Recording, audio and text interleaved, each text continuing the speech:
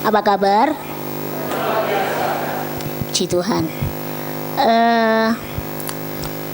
Sebelumnya, karena saya baru pertama kali, saya ingin memperkenalkan diri dulu.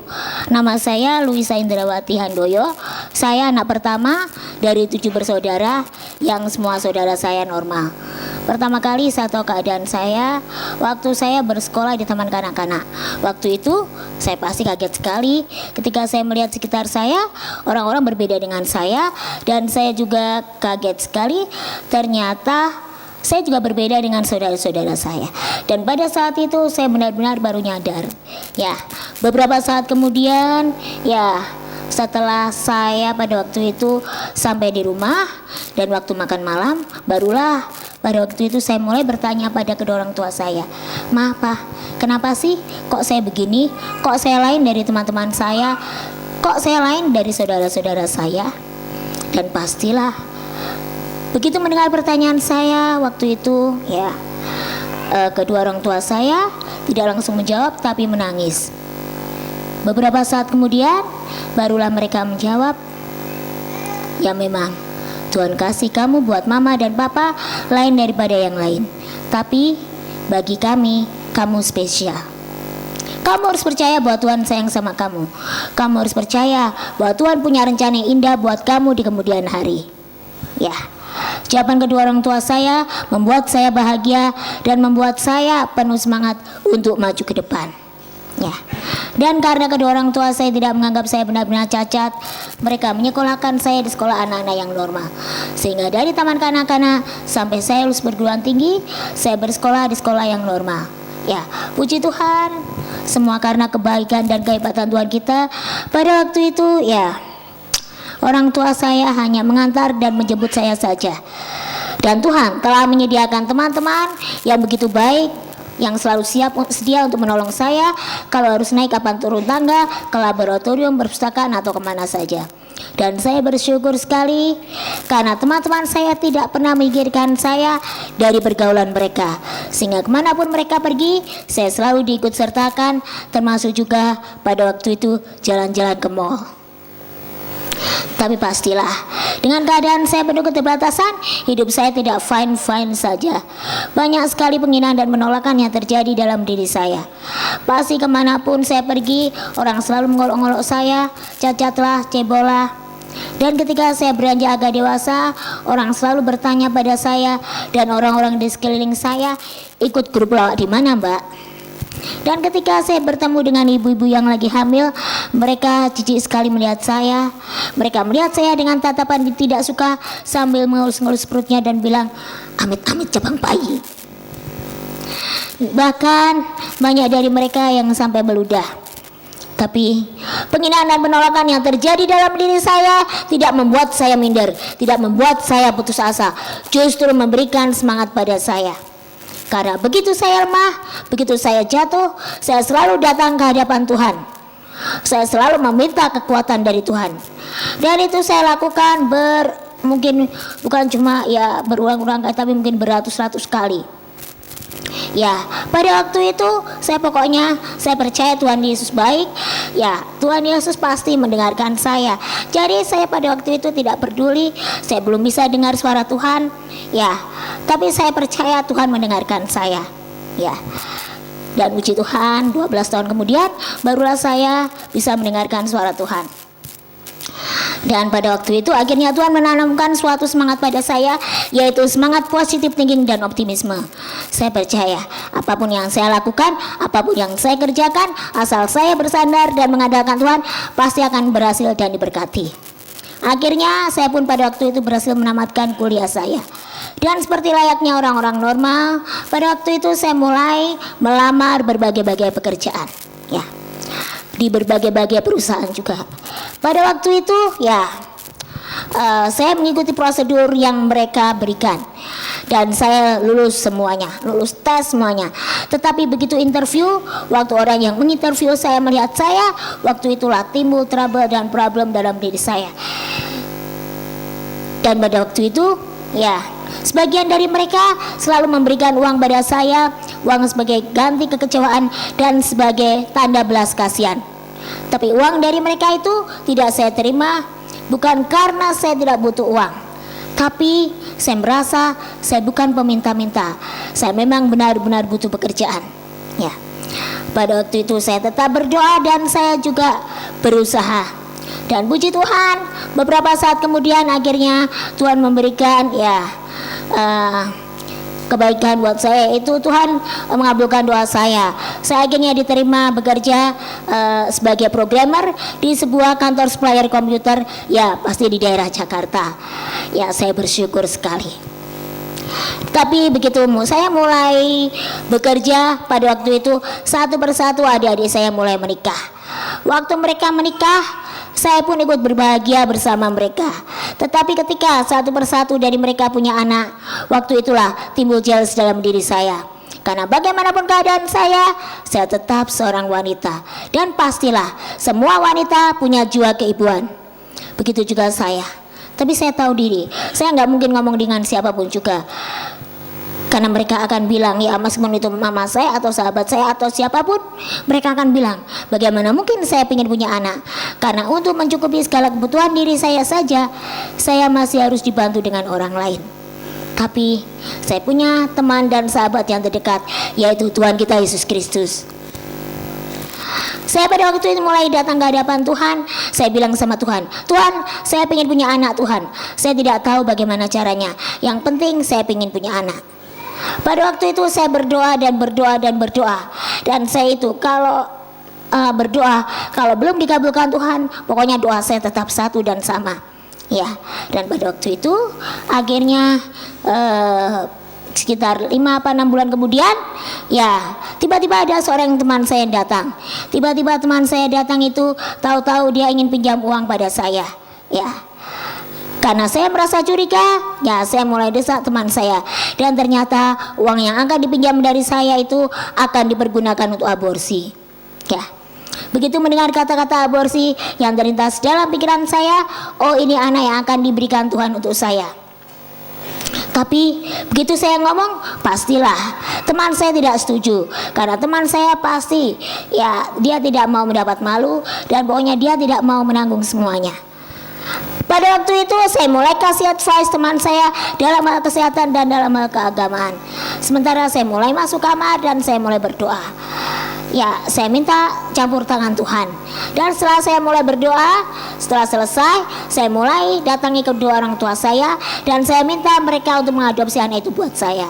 Ya, karena mereka mendengar jelas alasan saya, akhirnya kedua orang tua saya setuju. Dan saya datangi teman saya.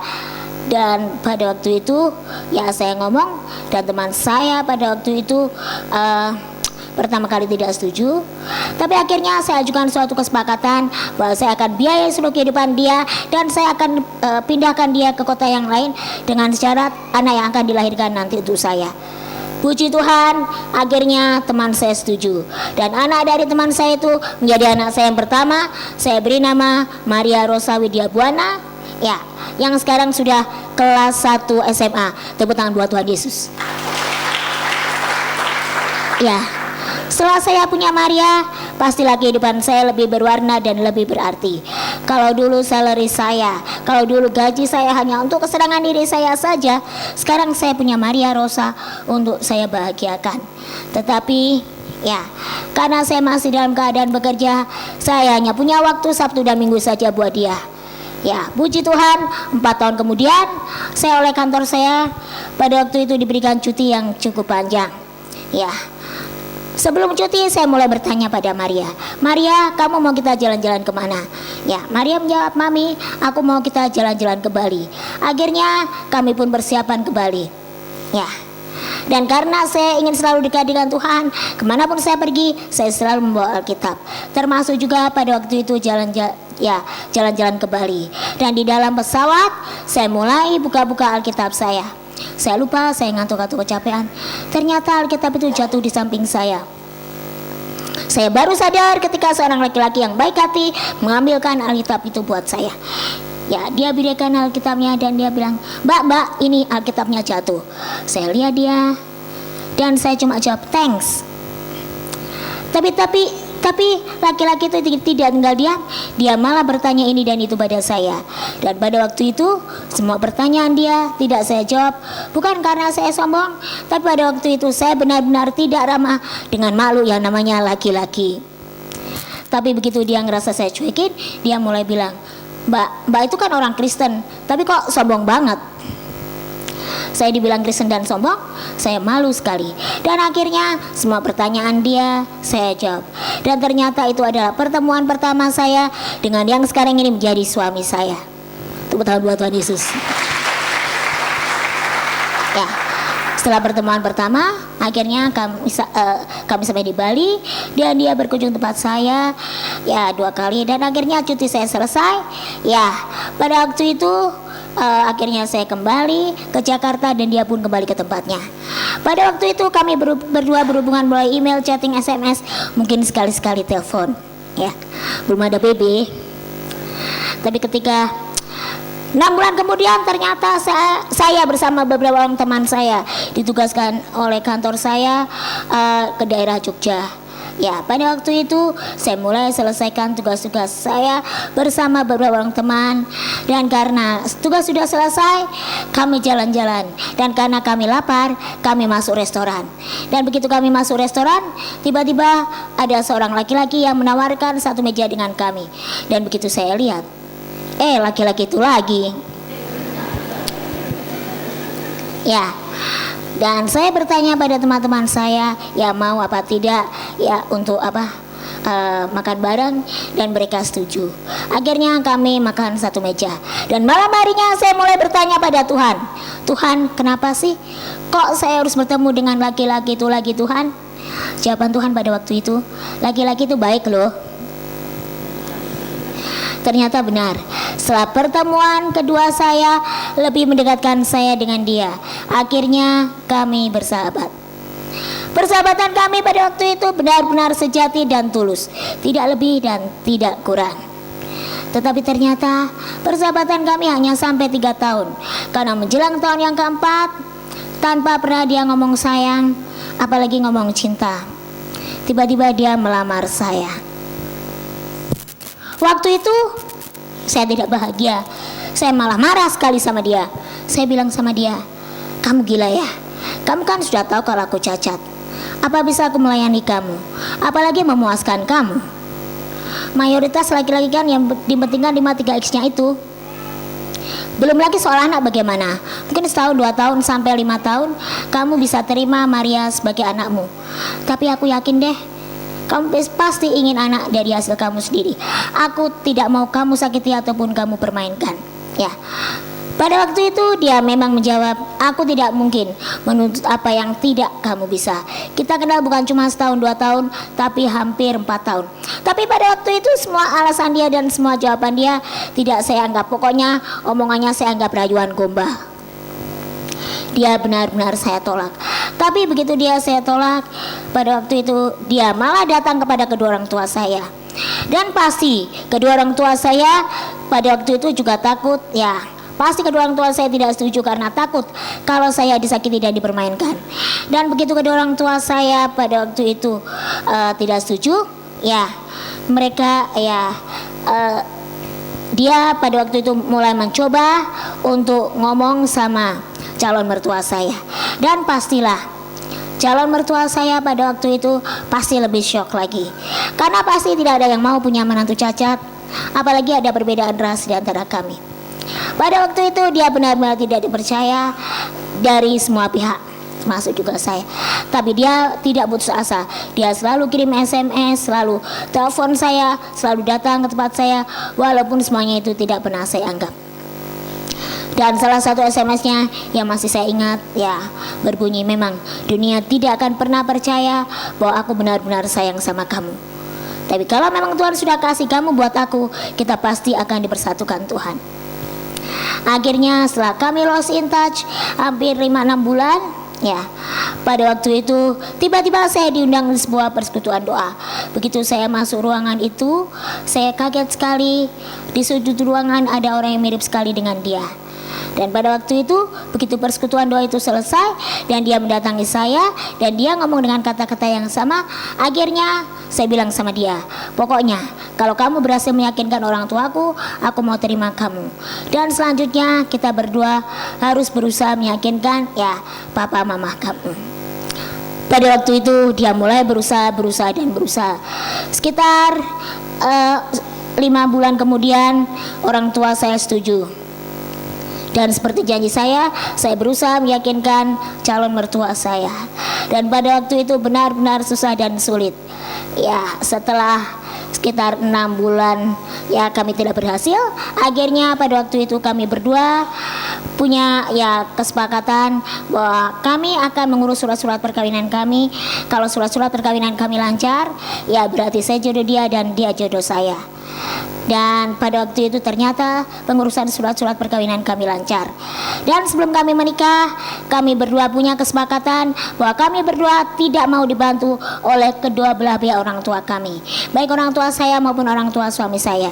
Ya, pada waktu itu kami ingin hanya mengandalkan Tuhan. Ya, akhirnya pada waktu itu kami menikah dan diberkati di gereja pada tanggal 13 Oktober 2004 tanpa persetujuan calon mertua saya. Ya, tapi puji Tuhan sekitar 3,5 tahun yang lalu, ya mertua saya sudah terima saya. Puji Tuhan, tepuk tangan buat Tuhan Yesus. Ya, saya tahu semua itu adalah prosesnya Tuhan. Jadi saya menikah dan diberkati di gereja pertama kali tanpa dukungan dari mertua saya. Tapi sekarang puji Tuhan saya menjadi anak kesayangan mereka. 2 bulan setelah saya menikah, ternyata saya sudah terlambat datang bulan. Pada waktu itu saya tidak banyak berpikir karena saya masih dalam keadaan bekerja. Tetapi ketika bulan selanjutnya apa yang saya tunggu-tunggu tidak datang, barulah saya khawatir sekali. Kemudian saya diantar suami saya ke rumah sakit bersalin yang kecil. Waktu kami masuk ruangan dokter, ya pada waktu itu saya digendong suami saya. Dokter itu berteriak pada kami, "Pak, siapa Pak yang mau diperiksa Pak?" Ya, suami saya menjawab, "Ini dok, istri saya." Pada waktu itu ya akhirnya setelah konsultasi ini itu saya langsung USG. Dan begitu USG, dokter itu lihat layar USG itu, dia kucek-kucek matanya, dia pelototin lagi. Ya, dan karena saya benar-benar takut, saya mulai berteriak, "Dok, apa hasilnya dok?" Dan pada waktu itu karena dokter itu kaget, dokter itu menjawab kencang sekali, "Anda positif." Pada waktu itu saya berteriak lebih kencang lagi, "Stadium berapa dok?" Ya, dan begitu mendengar pertanyaan saya kedua, dokter itu mulai melihat saya dan dokter itu bilang, "Anda positif hamil." Ya, begitu mendengar kata-kata hamil yang terlintas dalam pikiran saya, pasti perasaan syukur yang teramat sangat. Tapi sebagai wanita yang punya pikiran normal, saya pasti punya rasa takut sekali. Karena saya selalu bertanya pada orang-orang yang lagi hamil sebelum saya hamil pastinya. Kalau ya katanya ada yang mual, ada yang pusing. Bahkan saya tahu sendiri ada beberapa orang yang harus bed rest mulai bulan yang ketiga sampai melahirkan. Waduh, pada waktu itu saya benar-benar juga punya rasa takut. Tetapi karena sukacita Tuhan begitu besar menutupi ketakutan saya begitu bersukacita. Dokter itu kemudian menuliskan resep. Ya, setelah dokter itu menuliskan resep, ya dokter itu mulai memberikannya kepada saya. Tapi begitu resep itu ada di tangan saya, begitu kami mau pulang, dokter itu memanggil kami kembali, "Pak, Bu, 2 minggu lagi ibu dan bapak jangan datang ke sini lagi ya. Ini saya kasih satu surat lagi, surat rujukan ke dokter ini dan ke rumah sakit ini." Dokter saya pertama takut memeriksa saya kembali. Dan ketika 2 minggu kemudian saya kembali diantar suami saya ke rumah sakit bersalin dan ke dokter yang ditunjuk dokter saya sebelumnya. Begitu kami masuk ruangan dokter, belum sampai saya duduk enak, tiba-tiba dokter itu sudah berteriak pada kami, "Pak, Bu, ini kalau anak ibu cacat harus langsung diaborsi ya." Pada waktu itu saya tidak banyak berpikir, saya langsung jawab, "Ya dok, saya bersedia diaborsi seandainya anak saya cacat." Kenapa? Karena saya percaya kalau kita mengandalkan Tuhan, Tuhan pasti kasih yang terbaik buat kita. pada waktu itu begitu saya merasa terdesak, saya mulai tantang dokter itu. Dokter emang sudah percaya kalau saya hamil. Dokter kan belum periksa saya, ya. Dan pada waktu itu begitu merasa saya tantang, dokter itu bilang, Ibu USG di sana 3 dimensi, kalau di sini 4 dimensi, jadi lebih akurat. Dan pada waktu itu begitu akhirnya ya kami begitu kami langsung USG, dokter itu lihat layar USG, tapi dia hanya diam dan bengong. Ya. Beberapa saat kemudian barulah dia menjawab, "Oh my God, this is miracle.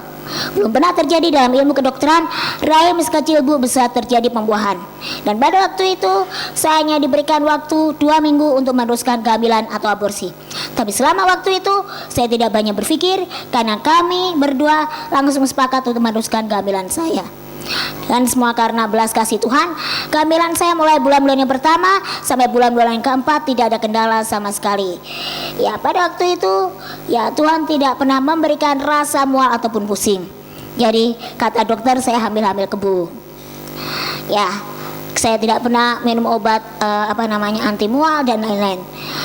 Tapi karena janin saya benar-benar normal, usia kandungan mulai pada waktu itu 5 bulan saya harus bed rest. Karena saya pasti susah sekali bergerak. Usia 5,5 ternyata pada waktu itu saya sudah susah sekali bernafas. Dan ketika diperiksa dokter, ya dokter tahu bahwa paru-paru saya sudah terdorong, janin saya miring ke kanan dan ke kiri. Sehingga setiap 10 menit saya harus bantu dengan oksigen. Usia kehamilan pada waktu itu mulai 6 bulan. Pada waktu itu saya sudah kesakitan di sana sini. Dan ketika diperiksa dokter, ternyata seluruh organ-organ tubuh saya bagian dalam, jantung, paru-paru dan ginjal dan lain-lain sudah berpindah pada tempatnya, miring ke kanan dan ke kiri. Ya. Pada waktu itu sakit sekali. Saya baru dapat kekuatan ketika saya merasa saya pegang perut saya dan saya merasakan gerakan anak saya. Saya merasa miracle. Ya, dan pada waktu itu saya mulai telepon dokter saya dan saya bilang, dokter saya nggak kuat kalau harus 6,5. Dan dokter bilang, kapanpun ibu bersedia dioperasi, kami telah menyiapkan tim khusus. Ya, saya dioperasi dengan 7 dokter terbaik karena saya pendek dan tulang belakang saya tidak rata. Ya, pada waktu itu 6 bulan lebih 5 hari kembali dokter itu mendatangi saya. Tapi dokter itu pada waktu itu bertanya pada saya, Ibu mau nggak diekspos? Saya ditanya diekspos, saya bilang sama dokter, ngapain dok saya diekspos? Saya kan bukan tontonan dok, saya kan manusia biasa dok. Ibu bukan buat tontonan, tapi biar semua orang itu tahu, biar seluruh dunia ini tahu bahwa sampai saat ini mujizat Tuhan masih ada. Dan itu bukan buat agama ibu saja, agama saya juga. Dokter saya seorang muslim. Tetapi ketika saya tetap menolak. 3 jam kemudian saya dikunjungi oleh seorang sahabat saya dan seorang pendeta. Saya curhat dengan sahabat saya dan pendeta itu dengar. Akhirnya ya pendeta itu kasih advice buat saya bahwa saya harus bersedia diekspos. Ini bukan untuk saya, tetapi murni untuk kemuliaan Tuhan. Dan karena pendeta itu juga bilang, ibu menghalangi kemuliaan Tuhan itu berdosa loh. Saya takut sekali. Akhirnya pada waktu itu saya mulai telepon dokter saya dan saya bilang, saya bersedia diekspos saat tidak mengganggu saya. Usia pada waktu itu kandungan saya ya 6 bulan lebih 9 hari. Rumah sakit tempat saya melahirkan kedatangan Agim pada waktu itu bersama kru ANTV sebagai saksi bahwa saya benar-benar hamil. Begitu Agim melihat saya, dia hanya melihat saya dari atas ke bawah dan bilang, subhanallah, subhanallah, subhanallah. Ya, baru setelah didesa oleh kru ANTV, Agim mewawancara saya. Dan setelah wawancara selesai, pastinya saya harus bed rest karena besok pagi-pagi sekali saya harus dioperasi. 6 bulan lebih 10 hari, pagi-pagi saya mulai bangun. Dan setelah selesai persiapan operasi, kami sekeluarga berdoa. Dan setelah selesai berdoa, saya mulai didorong-dorong operasi. Tetapi ketika dari jauh saya sudah melihat, saya ternyata sudah ditunggu kamera yang begitu gede-gedenya dari seluruh stasiun televisi di Indonesia. Pada waktu itu saya stres sekali. Tensi saya naik 200. Kata dokter penyerapan oksigen kurang dan lain-lain dan lain-lain. Sekali lagi, kalau bukan karena mujizat Tuhan, saya sudah tidak berada di sini saat ini. Tetapi semua karena ya campur tangan Tuhan. Operasi berjalan lancarnya 40 menit. Anak saya lahir 6 bulan lebih 10 hari, panjangnya 41 cm, beratnya 1,65. Saya beri nama anak saya Maria Gabriela Handoyo yang sekarang sudah kelas 2 SD. Tepuk tangan buat Tuhan Yesus. Bisa diputar Karya Tuhan 2. Karya Tuhan 2. Ya. Kebi, sini dulu. Kebi. Kebi. Karya Tuhan 2. Sini. Bisa. Karya Tuhan 2.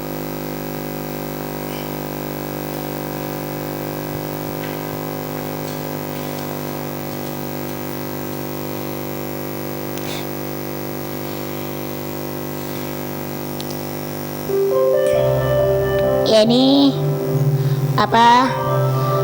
saya beri judul Karya Tuhan karena saya merasa hidup saya adalah karya Tuhan. Ini foto perkawinan kami. Tapi kalau gitu aku nggak mau ajak selama-lamanya.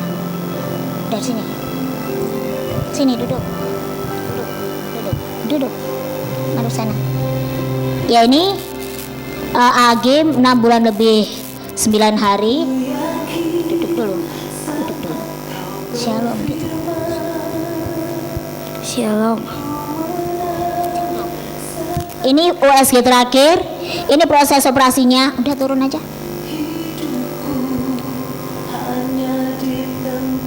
Ya. Ini proses operasinya dengan 7 dokter terbaik di Rumah Sakit Harapan kita.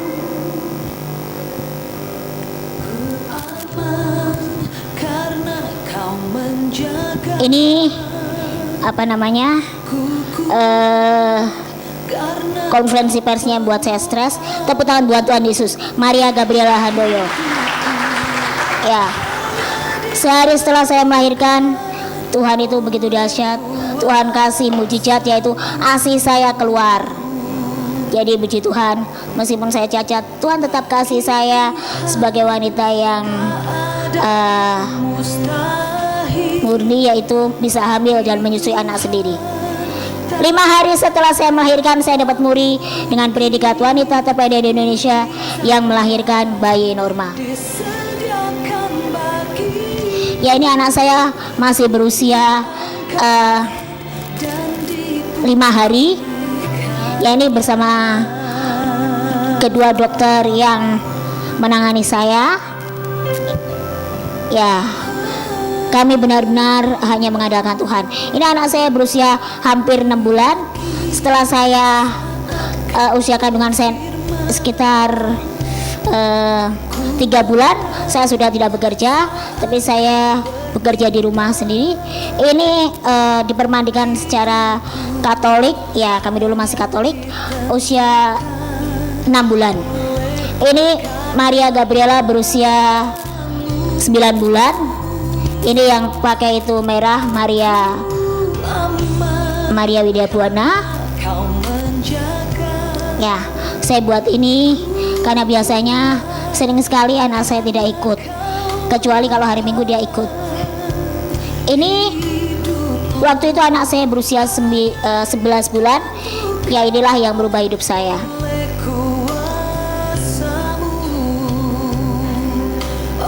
Ya, ini rumah kami yang amat sangat sederhana. Ini masih ada di daerah Jakarta Barat, ya, ini Meruya.